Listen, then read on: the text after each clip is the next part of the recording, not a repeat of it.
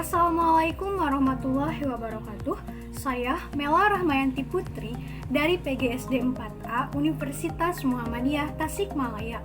Tujuan saya membuat video ini yaitu untuk memenuhi salah satu tugas mata kuliah Al-Islam Kemuhammadiyahan 3 mengenai materi prinsip dan ajaran Islam dalam ilmu pengetahuan. Dalam materi prinsip dan ajaran Islam dalam ilmu pengetahuan, kita akan membahas 3 poin penting.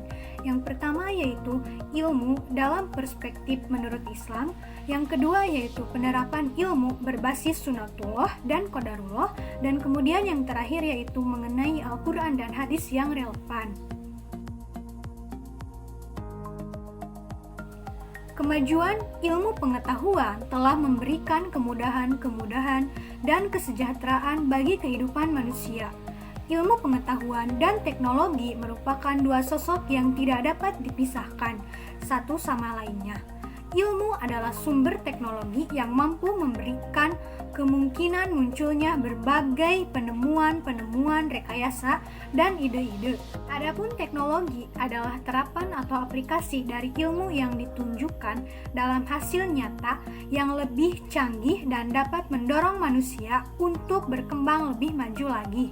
Sebagai umat Islam, kita harus menyadari bahwa dasar-dasar filosofis untuk mengembangkan iptek bisa dikaji dalam Al-Quran. Sebab kitab suci ini banyak mengupas keterangan-keterangan mengenai ilmu pengetahuan dan teknologi. Selanjutnya, kita ke poin yang pertama mengenai ilmu dalam perspektif menurut Islam. Ilmu pendidikan dalam perspektif Islam menurut Langgulung, pendidikan tercakup dalam 6 pengertian. Apa saja itu? Yang pertama yaitu at-tarbiyah ad-din, yang artinya pendidikan keagamaan. Kemudian yang kedua yaitu at-ta'lim fil islami, yang artinya pengajaran keislaman. Kemudian yang ketiga yaitu tarbiyah al-muslimin, yang artinya pendidikan orang-orang Islam. Yang keempat yaitu at-tarbiyah fil islam, yang artinya pendidikan dalam Islam. Yang kelima yaitu at-tarbiyah inda muslimin, artinya pendidikan di kalangan orang-orang Islam. Dan yang keenam yaitu at-tarbiyah al-islamiyah, yang artinya pendidikan Islam. Ilmu pendidikan Islam adalah ilmu pendidikan yang berdasarkan Islam. Isi ilmu adalah teori, maka isi ilmu pendidikan adalah teori-teori tentang pendidikan. Ilmu pendidikan secara lengkap yaitu isi suatu ilmu, bukanlah hanya tentang teori, tetapi isi yang lainnya seperti teori, penjelasan dari teori tersebut, kemudian data yang mendukung tentang penjelasan teori tersebut. Kemudian selanjutnya kita ke poin yang kedua mengenai penerapan ilmu berbasis sunatullah dan qadarullah. Dalam konsep Islam, Allah Subhanahu wa Ta'ala adalah Al-Khaliq, yaitu pencipta, sedangkan manusia dan alam semesta adalah makhluk atau yang diciptakan. Allah menciptakan manusia dan alam semesta dengan karakteristik dan sifat tertentu. Dalam istilah Al-Quran biasa disebut fitrah, yaitu fitrah tertentunya. Karena Allah yang menciptakan, maka Allah pula yang mengetahui segala karakteristik dan sifat makhluk ciptaannya masing-masing. Dengan demikian, hanya Allah yang berhak membuat dan menentukan hukum atau aturan yang berlaku bagi makhluknya sesuai dengan fitrahnya. Menurut bahasa, sunatullah berasal dari kata sunnah, yang berarti jalan yang dilalui. Kemudian kata tersebut digabung dengan kata Allah sehingga menjadi kata sunatullah yang berarti ketentuan-ketentuan atau hukum dari Allah Subhanahu wa Ta'ala yang berlaku atas segenap alam dan berjalan secara tetap dan teratur. Adapun hukum atau aturan dalam sunatullah dibedakan menjadi 2. Apa saja itu? Yang pertama yaitu sunatullah qauliyah, merupakan sunatullah yang berupa wahyu yang tertulis dalam bentuk lembaran yang dibukukan yaitu Al-Quran. Kemudian yang kedua yaitu sunatullah kauniyah, sunatullah yang tidak tertulis namun berupa kejadian atau fenomena alam.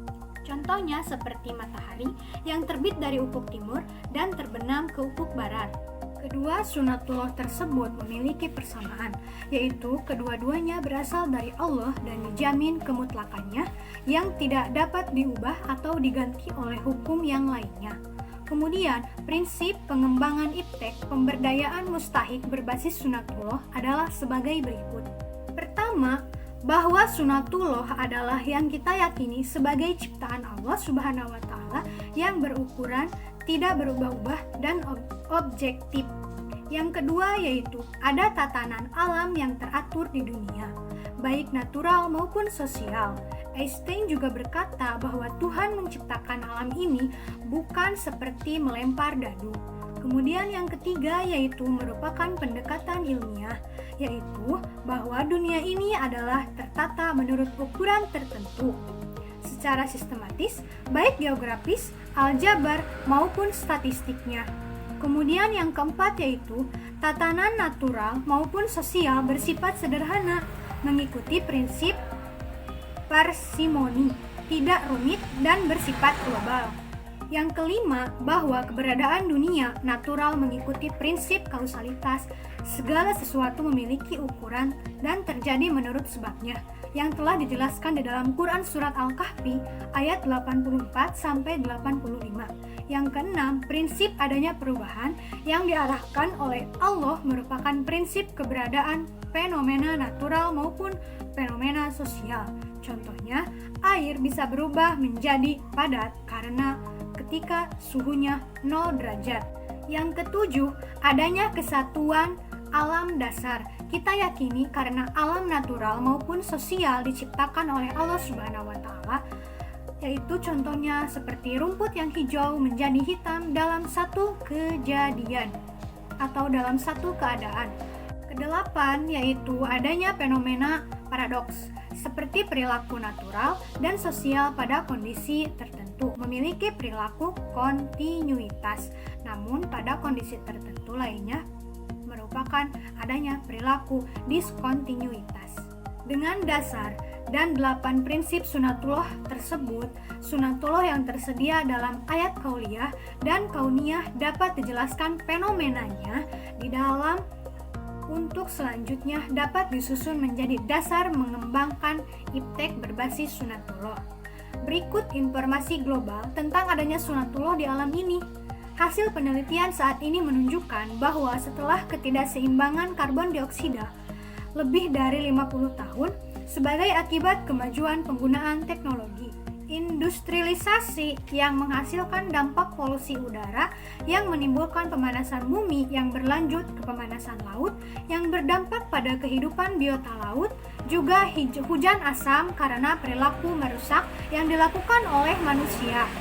Saat ini, akibat tersebut telah terasa dalam keseharian kita berupa perubahan iklim global, termasuk semakin naiknya tinggi permukaan laut kita. Tentu saja, untuk mendalami hubungan sebab akibat tersebut adalah merupakan temuan iptek yang dilakukan oleh para ilmuwan. Hukum alam tersebut bersifat objektif dan berlaku pada alam kita, baik suka maupun kita tidak suka. Ini contoh kecil tentang sunatullah kauniyah Allah Subhanahu wa Ta'ala yang telah menyediakan alam ciptaannya untuk kita kaji dan untuk kita pelajari, kemudian menghasilkan iptek dengan waktu yang panjang. Selanjutnya, kita ke poin yang ketiga, yaitu Al-Quran dan hadis yang relevan. Al-Quran merupakan kitab pendidikan dan pengajaran secara umum, juga merupakan kitab pendidikan secara khusus pada aspek sosial, moral, maupun spiritual. Tidak diragukan lagi bahwa kebenaran Al-Quran telah mempengaruhi sistem pendekatan Rasul dan para sahabat-sahabatnya. Lebih-lebih ketika Aisyah radhiyallahu anha berkata bahwa Al-Quran adalah akhlaknya. Ini juga telah dijelaskan di dalam Quran Surat Al-Furqan ayat 23. Dari penjelasan Al-Quran Surat Al-Furqan ayat 23 tersebut, kita dapat mengambil dua isyarat yang berhubungan dengan pendidikan, yaitu pengokohan hati dan pemantapan keimanan, serta sikap tartil dalam membaca Al-Quran. Al-Quran juga dianggap sebagai sumber syariat Islam dan terpenting dan sumber-sumber yang mungkin untuk menjadi dasar falsafah pendidikan sesungguhnya bagi kaum muslimin. Tidak membaca Al-Quran kecuali pada tingkat pengajaran rendah, itu pun tanpa memahami maknanya dan menguasai dengan sempurna segala kandungannya. Padahal sebenarnya Al-Quran itu perbendaharaan kebudayaan manusia, terutama segi spiritualnya.